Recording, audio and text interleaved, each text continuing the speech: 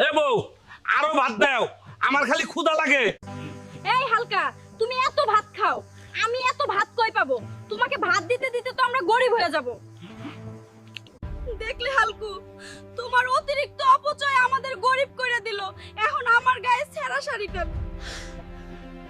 বউ, তুমি কান্না করো না, আমি বড় লোক হয়ে আসব, তুমি অপেক্ষা করো।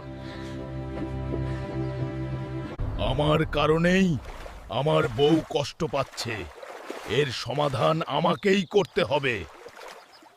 হাল্ক, একটু সামনে এগিয়ে যা, দেখবি সাধু বাবা আছে, সে তোকে পথ দেখাবে।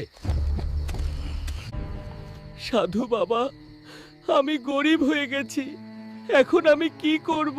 লালমনিরহাটের লাল পাহাড়ে একটি নীলমণি আছে, ওটা নিয়ে বিক্রি কর, অনেক বড় লোক হবি। কিন্তু লাল পাহাড়ে অনেক বিপদ আছে, যত বিপদই থাক আমাকে নীলমণি নিতেই হবে। লালমনিরহাটের লাল পাহাড়, রেডি থাক, আমি আসছি। এই তো লালমনিরহাটের লাল পাহাড়, নীলমণি, আমি আসছি। লাল পাহাড়ে তো আসলাম, কিন্তু নীলমণি কই? হাল্ক, তুই নীলমণি কখনোই নিতে পারবি না।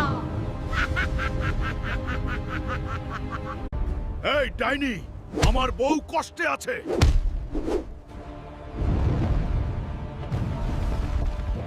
এই তো নীলমণি, এটা বিক্রি করে অনেক বড় লোক হব।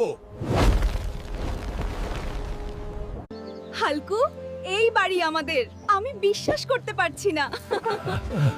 আমি বলেছিলাম তো বড় লোক হয়ে ফিরবো। যাও এখন ভাত রান্না করো, খুব ক্ষুধা লাগছে। বন্ধুরা, আমি এখন অনেক ভাত খাবো, তোমরা সাবস্ক্রাইব করো। বাই।